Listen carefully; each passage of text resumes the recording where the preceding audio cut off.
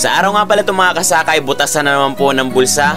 Kasi sa araw na itong mga kasakay, sinukat na po natin yung magiging kulungan ng mga itik. At sa araw nga pala na ito, mamimili na po tayo ng mga gamit para pangkulungan nila. Kasi kakatapos lang din ni Papa ng moto ng mga kahoy para pakapitan ng net. Kaya naman, pumunta na rin ako ng bayan para mamili ng mga kinakailangan para sa kulungan na to. At ito nga yung ating mga pangunahing binili dito, mga trapal, tali, mga pako, at syempre yung ating net na ipapalibot natin sa fish pond.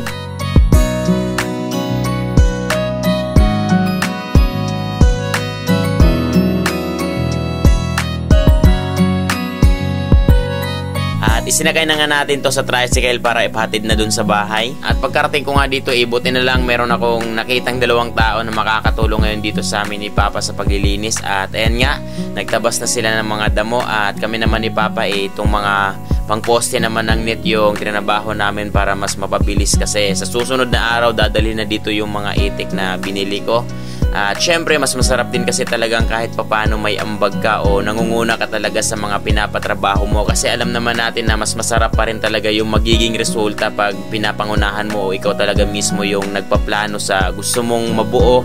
Kaya naman kahit nakakapagod na, kakabili, kakapalik-balik, palag pa rin para sa mga pangarap din naman to na gusto nating abutin. Enjoyin lang ang kahirapan, huwag kang panghinaan. Darating at darating din tayo sa ating inaasam. Tuloy lang, Panginoon ay di tayo iiwanan. Magtiwala ka lang, di ka niya iiwanan. Basta magtiwala ka lang, di ka niya iiwanan. Basta magtiwala. Panginoon ay di tayo iiwanan. Oh, what's up mga kasaka? So, ayun, sa araw na to is sinusukat na po namin yung gaano kahaba yung net na magagamit dito sa palibot ng fish pen dati. Ayan si Papa.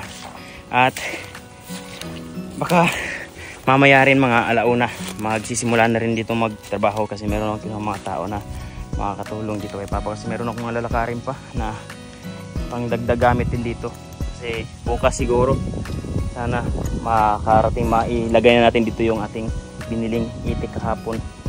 At o nga pala mga kasaka, baka may kakilala kayo na willing magtrabaho or walang matrabahong tao na isang pamilya siguro na nasa 2 or 3 lang sila sa isang pamilya na pwedeng tumira dito sa bukid at libreng bigas na po yan every month, tapos per week po yung sahod. Baka may kakilala kayo na willing magtrabaho dito sa bukid, Surigao del Sur area. Paki-PM nyo lang po ako dito sa kilay ko po na account yan sa mga willing po. So per week po yung sahod at libre bigas na every linggo. At kung sakali mang papalarin tayo or may makakatubo tayo sa bawat buwan, meron din yung bonus bawat buwan yung magbabantay dito sa ating ilalagay na itik. Dito tayo maglalagay ng itik sa fish pan na to para makakaligo-ligo rin sila kasi feedings lang yung gagawin natin, hindi natin ilalakad-lakad. Pero pwede rin natin ilakad-lakad, depende kung sa isang buwan siguro mga ilang beses lang tayo makakalabas ng mga itik. So dito talaga yan ilalagay. Gagawa natin din dito ng parang tirahan na nila. Ito yung liguan na nila, yung fish pan na to. Tapos doon yung papakainanan or bahay na nila doon talaga. So ayun, abangan. At syempre maraming salamat palagi sa inyong tunay na pagsuporta. Ngayong hapon, kukuha na tayo ng mga tao na maglilinis dito. Sisikapan na makakagawa na ng kulungan hanggang bukas.